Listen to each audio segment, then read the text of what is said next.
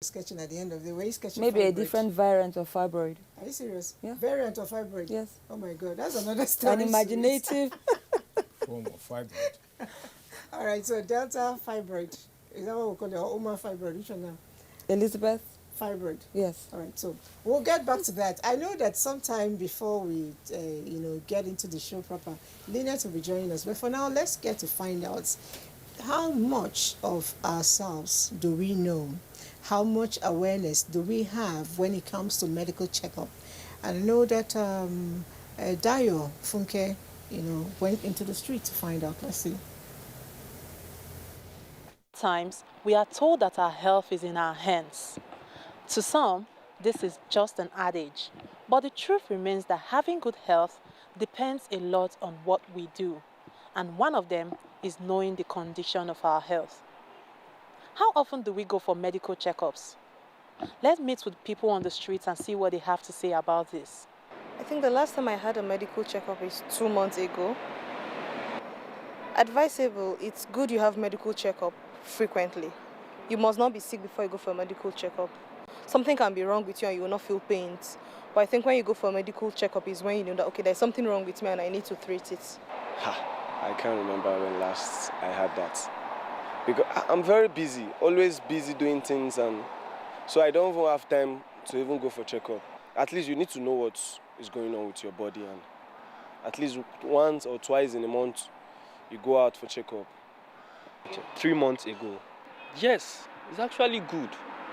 Because if you go for medical checkup regularly, you know your state of health and your well-being, There are some sickness that actually hide within the body. They don't get to show unless you go for medical checkup. They will do some tests for you.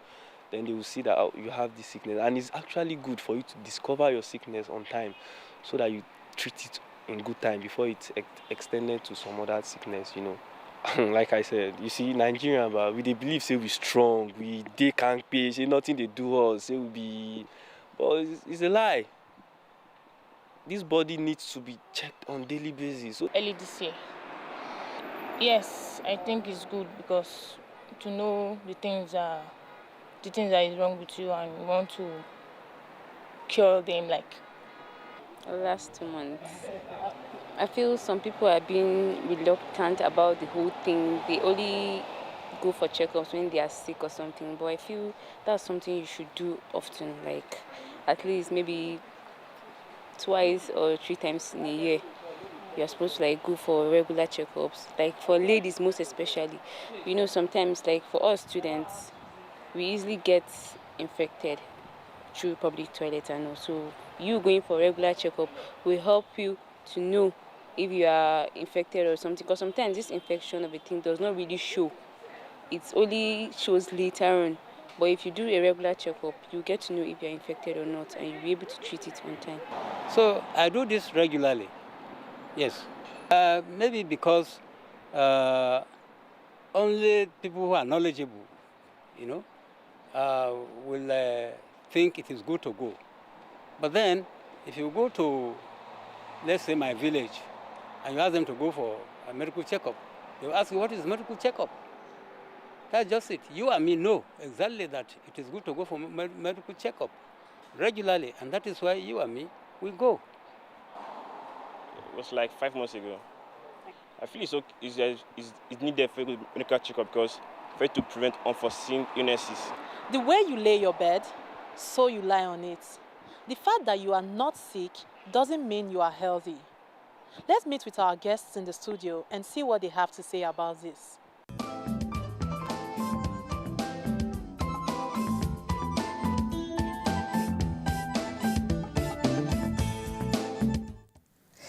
All right, so picking up from what she said, your health is actually in your hand. The way you lay your bed, so you lie on it, is important for us to keep checking. And I did mention that when we return, I'll be introducing the fourth person here, which is Lynette. Lynette, nice to have you join us. Thank you very much. Okay. Good morning, everyone. Okay. It's always a pleasure. You didn't bring my fancy glass today. You forgot because I said I was going to. Oh, okay, okay. All right. So, Doctor, we watched what people said there. I really want to ask a particular question. picking up from a lot of things I heard. Some people say they go for checkup every 2 months, every 4 months. What's the ideal time for us to do checkup? Well, ideal time depends on the person and probably if he has any condition that is actually following up. But a regular medical checkup for a healthy appearing person or healthy looking person, maybe the frequency of 6 months if it's affordable, or at least once in a year. Okay. Yes. I like how he put it. He said healthy appearing.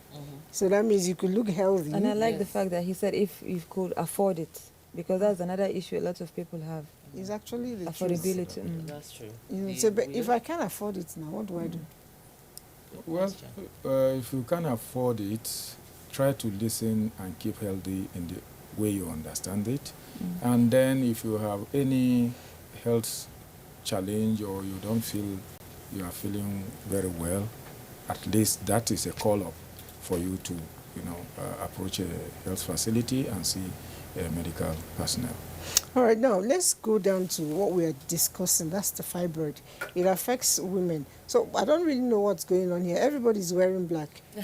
Please look at me with a black eye so you look as if we're doing I think probably it's a message. But as time goes on, probably I will release the message will come out. That message. Coincidence. Are you serious? Yes. Because it's all black and silver. Only That's me. one out of 4. Okay, if you're watching me, It's already please a wear black statistics. glasses so that way I appear black too.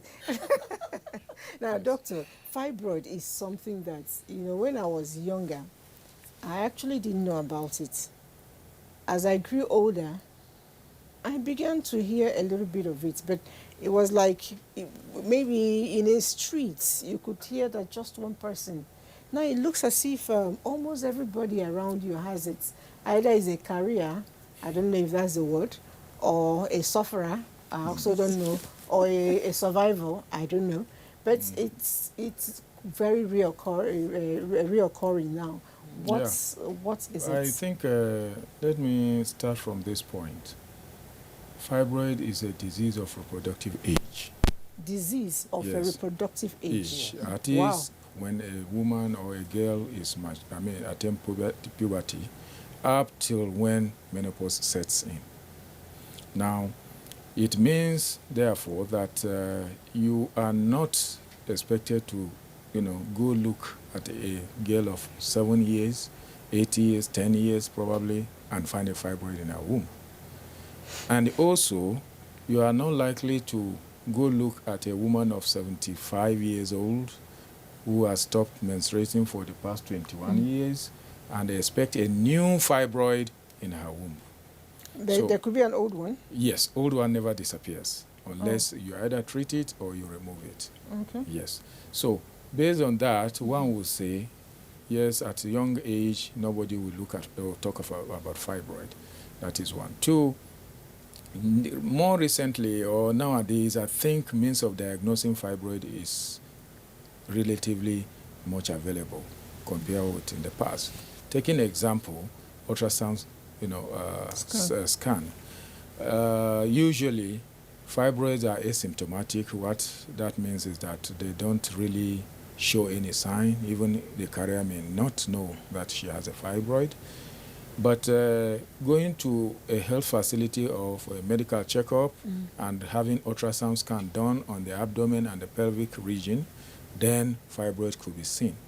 That brings me to my earlier statement on why 3/4 are wearing black. That settles very squarely with the incidence of fibroid in women. That is 1 out of every 4 women has fibroid, even if it's the size of a pea. And fibroid can be of various sizes. Smaller sizes, not causing any problem, may not be noticed. May not even be noticed. Yes.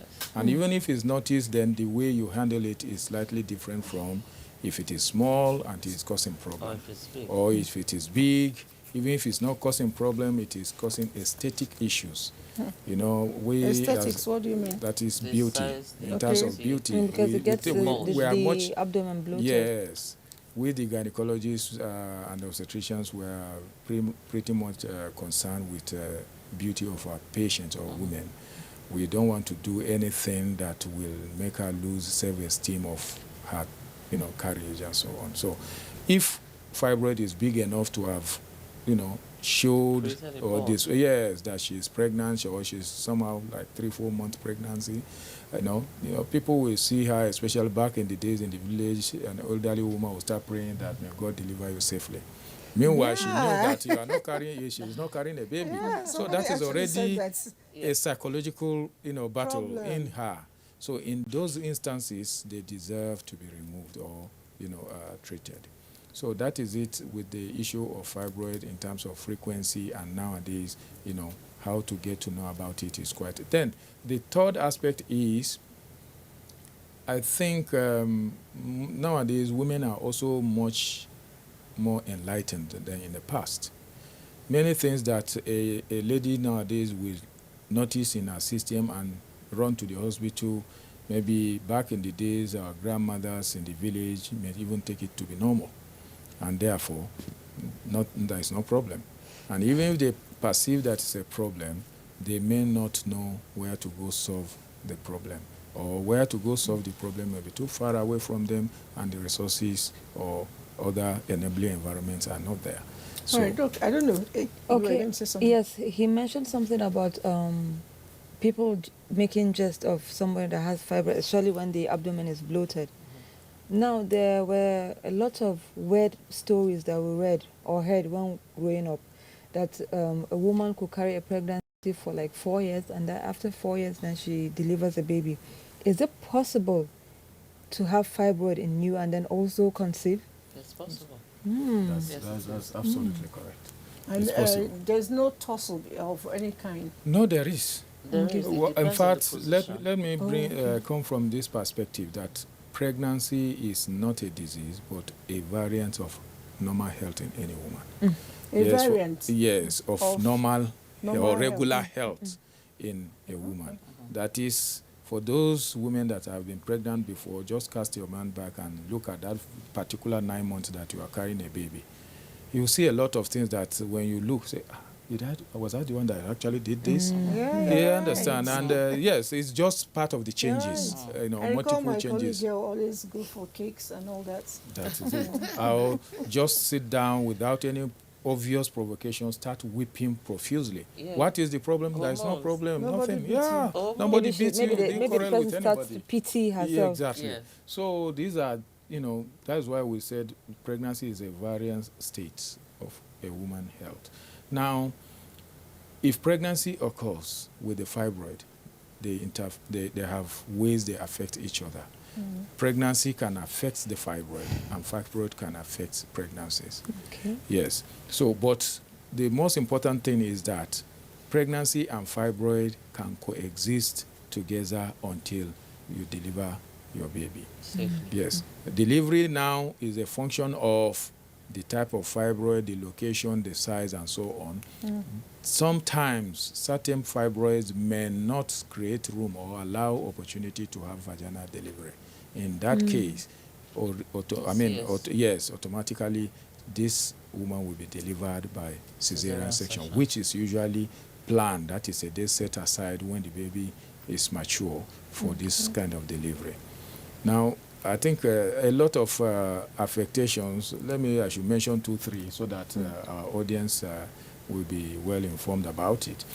Well, pregnancy affecting fibroid is that fibroids tend to enlarge because of hormones of pregnancy that are plenty in the system.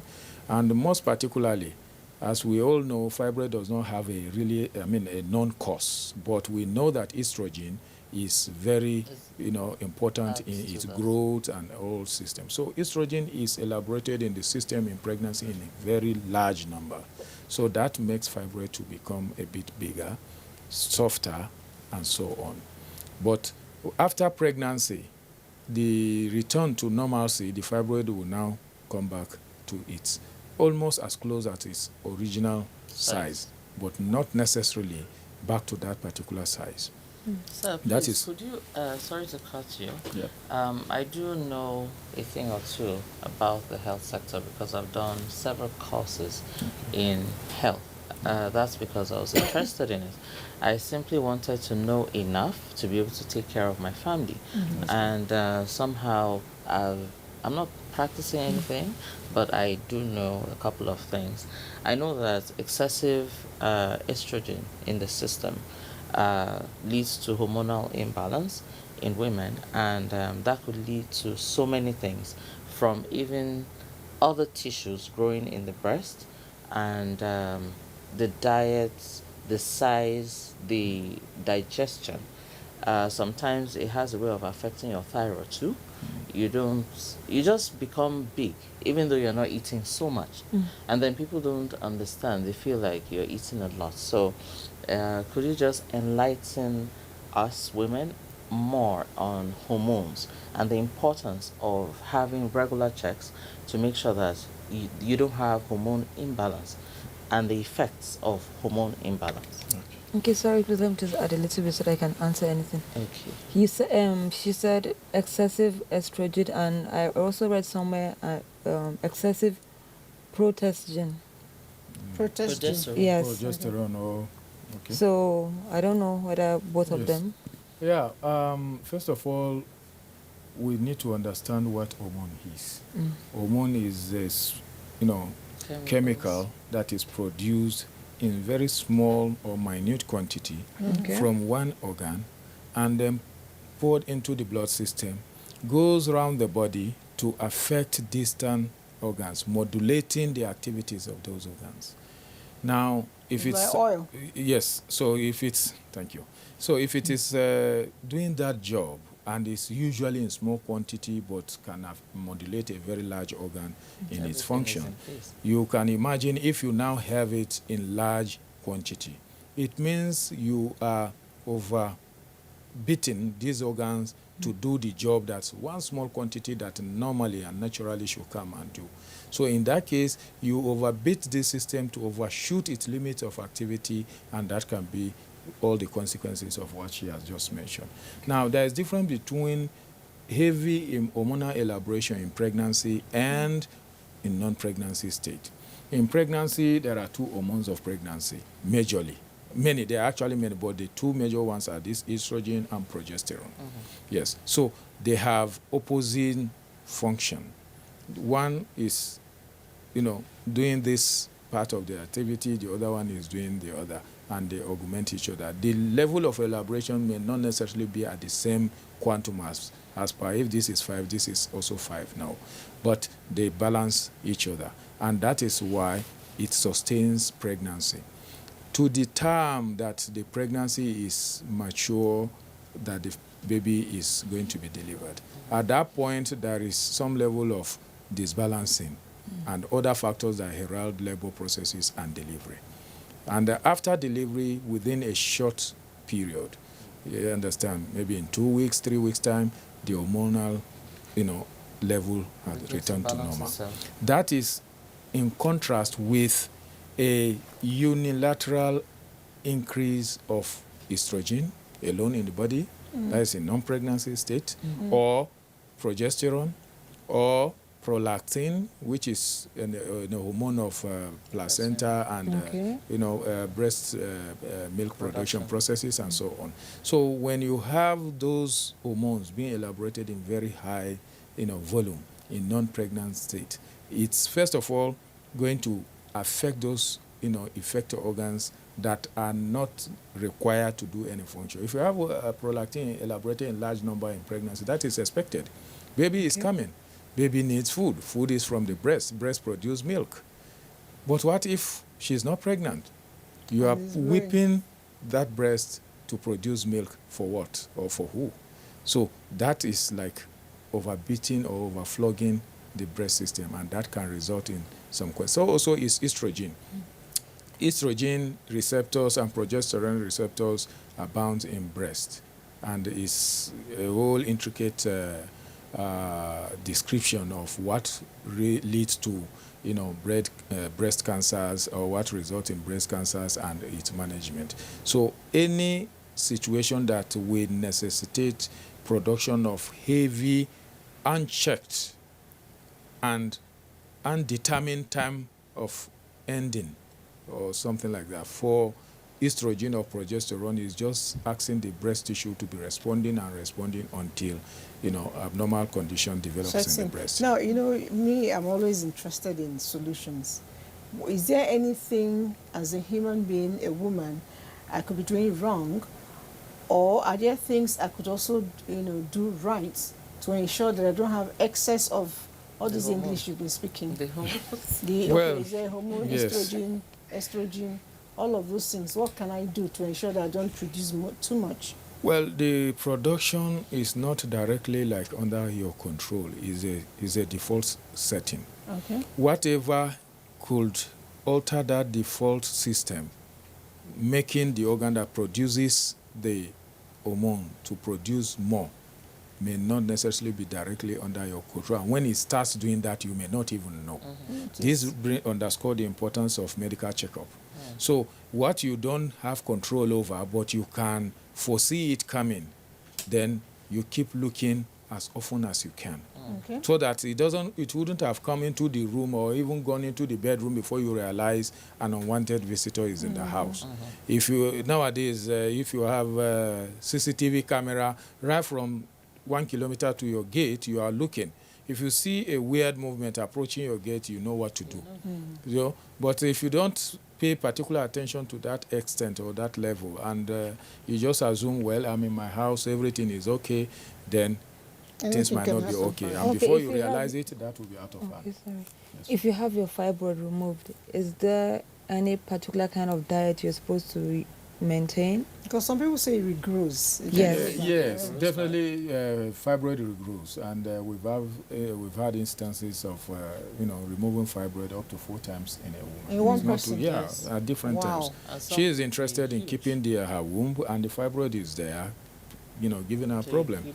So our job is to actually, restore her back to health as much as we can, respecting her wish.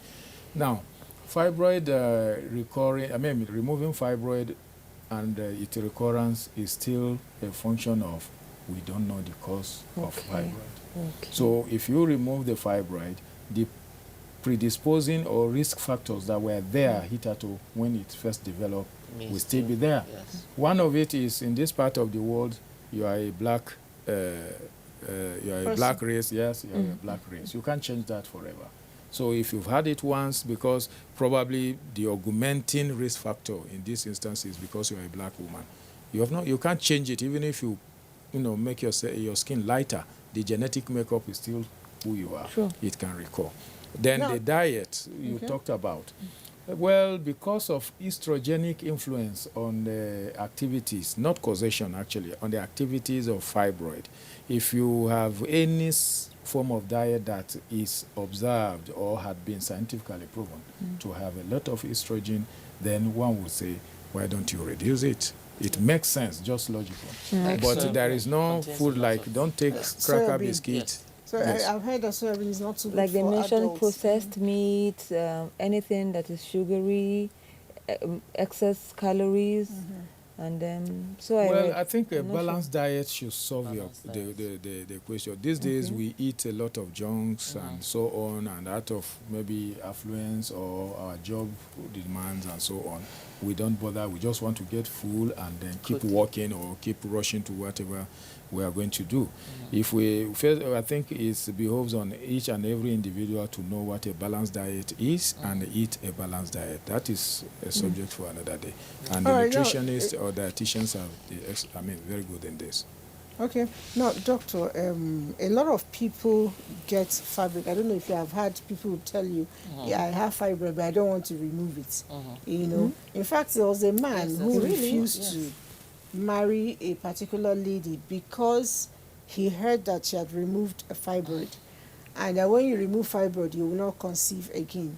So your chances of getting pregnant is almost zero. Some people actually tell me that I couldn't conceive because when I had fibroid, they removed it and it affected my womb.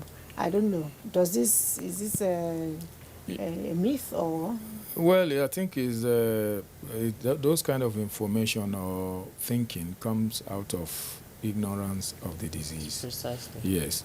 As long as a woman carries a normal fibroid in her, and she have every other, requirement of being pregnant, she can't be pregnant.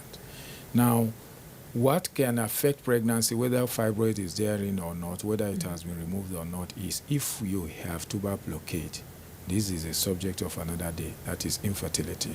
The tubes are blocked where the sperm cells and the egg produced by the woman will travel through to meet is completely blocked. So both that's of them. The highway yes, is it's removed. Not even blocked. So I will want to term it removed. So for you to go to the other side, you need an aeroplane. Oh, okay. Yes, So and it's that like is where a former highway, federal government say, okay, we're not using this highway. Thank you very much. Okay. Yes. So the issue of somebody had fibroid removed, she can't be pregnant, I think is just a myth or is a misunderstanding of what fibroid actually is. Fibroid can be removed, not even once, not even twice, and the woman can be pregnant. Sure. What happens in pregnancy is another thing for us, the gynecologists and the obstetricians, to really understand and move on to ensure that this woman achieve optimum health in pregnancy till delivery and so on. Now, if fibroid is removed and pregnancy is out of question, it means that it is not only fibroid that has been removed, the entire womb encasing all the fibroid is removed. But this is a decision that actually is looked at very dispassionately before even the individual will take that kind of decision. It's usually reserved for women that have had enough children, have completed family size. Fibroid is there disturbing her. She is not interested in coming back because this recurrence is significant in terms of percentage. So if a woman knew that I don't really need my womb anymore, my last child is maybe 12 years, I have 5 years or 6 more years, 7 years to menopause, and this thing is disturbing me. If I remove the fibroid, the chances of it recurring in another 2 years is up to 18 to 20%. Then why don't you take away even the resource where fibroid can occur? That is removing the womb. And that actually is the permanent treatment or solution to fibroid. But a woman that actually still have need for fertility or so conscious of her being a woman, like I must menstruate until naturally stops. There are women like that. We have no option than to really go ahead, remove those fibroids, restore her health back, and let her continue using the womb for the purpose she really wanted it to be. All right, let's see. Some people are asking us questions here. Let's interact with them so that they can flow along. This is from Enugu. Amaka from Enugu says, good morning. Please, is it possible to remove fibroid with drugs, not surgery? Thank you. No. Really? The only way fibroid can be removed is basically surgical or minimally invasive procedure, especially the recent one that has just arrived in Nigeria a couple of weeks back. Well, even that, I won't say is removed, but is destroyed and the body reabsorbs it. But to take out the fibroid from its location is more or less surgery. What medication seems to do for fibroid is to mitigate the symptoms. That is, if you menstruate, if your menses is very heavy, it will give you some medications, it reduces the flow and possibly initially cease your menstruation such that the fibroid is starved of those agents that allow it to continue. Exactly. So that is the way fibroid can be, medications can be used. Again, we can also use medication to reduce the size of certain fibroids so that it will be smaller in size before you go in for surgery to remove whatever is left. Each has its own pros and cons. So that is a decision that usually is taken by the gynecologist, having counsel and explain to the patients what all the forms of treatments are. All right. Okay, there are lots of herbalists who give concussions for someone's fibroid to shrink. People actually give testimonies that it works for them. I don't want to go there. No, I have to, because there are some people listening who and drank that thing for months and she nearly died because she was scared of going in for surgery. And when she passed out full time, we took her to hospital.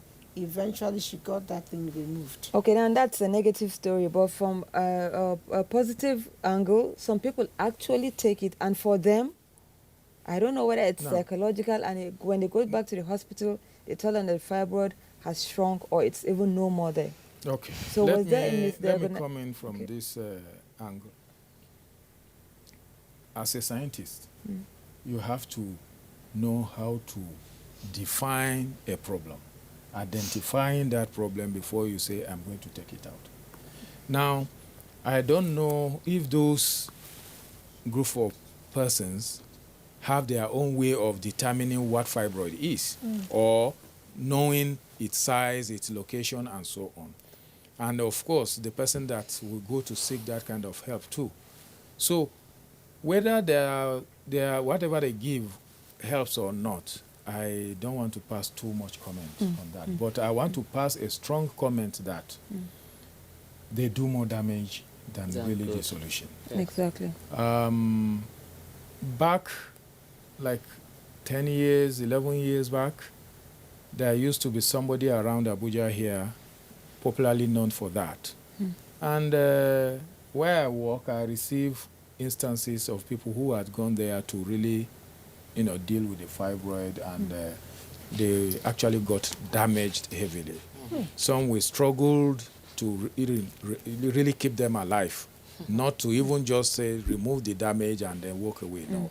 So I opine that whatever they are doing in terms of this fibroid and medication removing it may not be doing the kind of work that we are thinking it's doing. So for us to say the fibroid will melt away, well, maybe per chance as a scientist, we don't run anything out of place completely. Somebody drinks a neem tree for yellow fever, for example, and he has malaria and he gets better. Yeah. So as far as the person is concerned, I have a medicine for yellow fever. And then you go to another yellow fever that is hepatitis, you give the neem tree, and the person passed on in the next 24 hours. That one may not be reported that neem tree that is for yellow fever was given to this person with yellow eyes and he died. But the one that had malaria, and malaria is the cause of the yellow eye, the neem tree has killed, has helped. He doesn't know that the neem tree treated malaria or malaria parasites. In fact, I don't know if in those kind of, those group of people really know the pathophysiology of diseases, the causative agents, and so on. So maybe it was even the difficult wrong to really diagnosis. make- Maybe there was no fibroid after all. Exactly. And if there is no fibroid, you take anything, when you come back, they will tell you are well. It's gone. So it's a pretty difficult situation for a scientist to really look at. Yeah. All right, We are open for anybody that has any medication that actually can even reduce the symptoms, for example, because that's how medications are developed. I have a friend So who was we diagnosed can look like at it, safety profile, its efficacy, what it's doing, and then if it's working, it can be promoted. I have a friend who, I think she's in her 50s, and she was diagnosed to have fibroid, and the fibroid became twins, a girl and a boy. Can you imagine? Yes, they are. Wow. They're so cute. Wow. And everybody was shocked, like, wow, I like that kind of in your fibroid. old age. I know, right? So, it happens.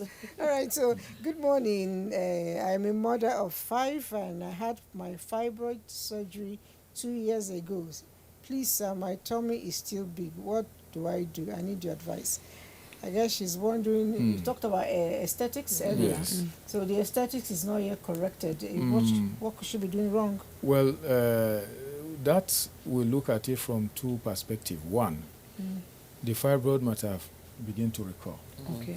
2, a mother of 5, she's actually maybe in her 40s, 50s, and so on. So there is this change in structure with time in every human being. A very slim man at 18, 25 years get to check this person when Yeah, he's 50. 50, you know, open up and so on. So I think what I will advise this particular person is to seek medical advice from a gynecologist. Okay. Yes. And then It also, could be other things. It's Okay. not only fibroid that makes tummy to be big. There are so many organs inside the abdomen, that is the stomach, so to say. And any of them can develop or can make the entire stomach to be big. It could just be fat, adipose tissue, Okay. just putting on weight and then everywhere is filled up. Of course, if it's adipose tissue, you know, fat distribution varies, even in one gender. Some people's fat are distributed from the tongue up, some just the gluteal region alone, some which one only, is gluteal region? that is the buttocks area. okay. Yes, and so on. So some can be only on the tummy, just like some men, you know, used to make joke with our Men friend said that your own is door open. I will All deliver right, you doctor, when it somebody time. is asking a follow-up question from what you said. You said we can remove the womb completely. So what are the negative effects? Are there side effects of removing the womb, assuming you're done with baby Well, making? The not much side effects, because if it's only womb that is removed, the ovaries are there. So the ovaries keep elaborating these hormones that keeps a woman as a woman. Okay. You understand? Until she attained the age of menopause, when the ovaries will also, you know, fold Shut up in down. there. Exactly. All right. So the next one is fibroid. Is fibroid contagious? Is it also hereditary? Yes, there is some hereditary part of the predisposing factor. That is, children of women that has fibroid have certain, you know, increase in fold of developing fibroid themselves. But that does not mean that it's not that strong that, like sickle cell, that if it is AS plus AS, you now have a sickler in your house, or at least somebody must be carrying a trait. No. You may have the genetic bearing and you never get to develop it. That's why it's not a cause and it's a predisposing factor. It's an interplay of all the predisposing factors and so on. So there is genetic angle to fibroid formation. But in terms of contagious, yes, it's not contagious. You don't touch a woman or sleep beside a woman that has fibroid and then you start developing If it your was own. contagious, now men would have had it too. No, not really, because men doesn't have uterus. So yes.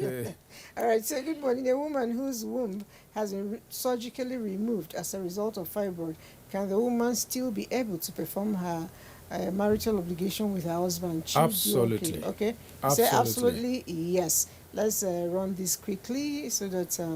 Hello. Good morning. Please, is it only women that have fibroid?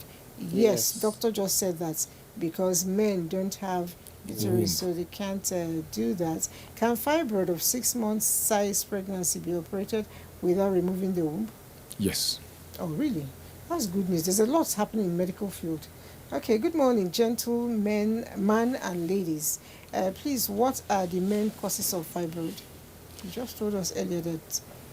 there's no non-cause, but predisposing factors. Okay. Good morning, doctor. Please, what's the cause of nursing mother not menstruating after 1 year and she is just 38? Could it be that she has reached her menopause? Well, You say it's probably, a nursing mother. but yes, no, yeah, probably, but it's very remote in terms of probability. What is probably going on is that she's still in lactational amenorrhea. Back in the days, our mothers in the village would tell you, if I breastfeed for 2.5 years, 2 years, I will never menstruate until the babies stop suckling on that breast. And that is how they do their family planning, either accidentally, not that they really want to keep, you know, not having child for these 2 years, but as long as she's breastfeeding, even if she meets, you know, her husband, there will not be pregnancy because she has It's not always reached the best way of family planning. Exactly. Very But it doesn't natural. work for everybody. It doesn't work for everybody. Just like the family planning pills too, it doesn't work for everybody. Yeah, it doesn't. But in the first 6 months, if you really breastfeed, exclusive breastfeeding, it has some level of Dog, effect. you're a gynecologist, you're not a woman. Some of us do exclusive. It doesn't still happen. We still have that thing coming out. Well, All right, so it's good a morning. natural system. Okay. Can fibroid be cancerous, especially within the uterus? Can it lead to cancer? Yes, but the probability is very rare, less than 1%. Okay. All right, good morning, sir. Jumai from Niger State. Please, is fibroid, uh, can it cause irregular menstruation? That's what she's asking. Yes. Okay. Abnormal vaginal bleeding.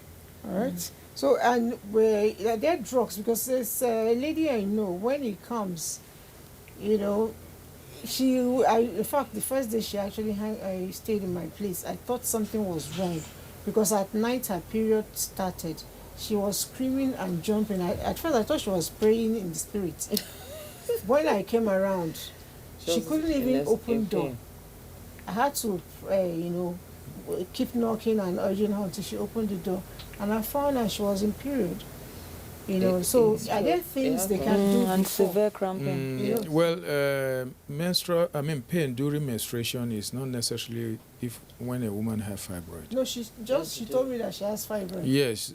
Yeah, we have this, dysmenorrhea, which is a given disease condition. Okay. Whether there is fibroid or not, they have pain when menstruating, and it's either before they give birth, it occurs, and after first child, it ceased. That's or very correct. other group of persons will not have it all their life until they get married, give birth to the first. From the onset of menses after first delivery, that will be their problem for the rest of the year.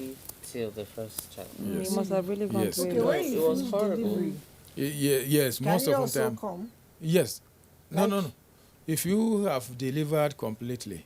No, if I said there are two types. Okay. Maybe the one that starts before you get to deliver a first child, that one may stop, and you forget that you have ever menstruated with pains in the past.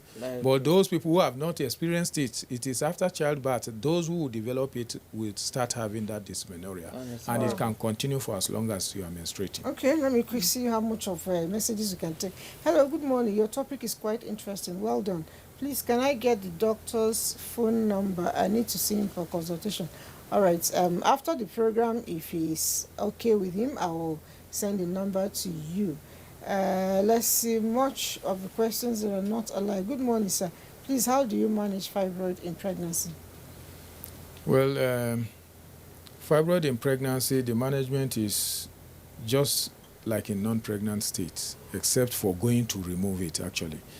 If it's not causing any problem, you continue taking care of the woman and her pregnancy till she deliver.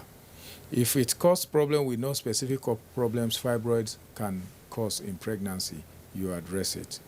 That is, usually if a woman is pregnant, we have this condition called fibroid degeneration, which is associated with pains, So it can occur more frequently, red degeneration, it can occur more frequently in pregnancy, but it can also occur outside pregnancy. So if it does occur, then you manage it. You take pain relief, you drink plenty water, and then take some rest. Avoid sugar. Pardon? Avoid sugar. Okay. Well, that is not that is not scientifically proven. It's like some women said, as long as I'm menstruating, I dare not go near malt or coke because of sugar. The stomach pain or the pain will be worse. So these are probably excuse me. These are probably individualized. Yes. So, but if whatever problem that fibroid can cause in pregnancy, we know it. And that is why a woman is encouraged to do antenatal care, whether you have fibroid or not, when you are pregnant, so that anticipated problems can be seen and tamed before they start to occur. All right. Now, I have lots of questions here. Doctor, you know how we'll do it now. I'll still bother you when we are done, so you can help me respond to the questions, one-on-one with the people. But just before we leave, generally, you have told us that there is no known cause of fibroid. But on a passing, note, what can we do to ensure that we maintain that general well-being? My director says you have 20 seconds. Yes. Well, one, we've talked about medical regular checkup. Two is to put the womb to use, because yes, so that is get month. pregnant and deliver, because part of the risks or predisposing factor is that a woman that is low in giving birth or have never given birth or has given a wide gap between one baby and getting another pregnancy, those are the opportunities that the womb respond by not seeing baby to carry to say, I must carry something. I'm put here to do a job. So if you don't give me my normal job, I'll carry alternative job and start doing it. So that means it's advisable for women to get married quite early to avoid all that. Let's be careful with the early so that we don't look as if before you 14 years. No. But at maybe least like 18, yes, 19. engage into your reproductive life, and continue consistently for the period. Otherwise, quiescency of that can predispose to fibroid. All right, so you have a pattern shot? Yes, save towards your health is important. Save, yes, it's important. Really. And then always listen to your doctor. Okay, I really don't know what to say. The doctor got me floored, as he just said. We should continue to make babies so that our womb will be busy. I don't know how we're going to do that with all these... Listen to your doctor. I should listen to my doctor. I hope the men are not listening. We're not making children like that. I'll see you again next week.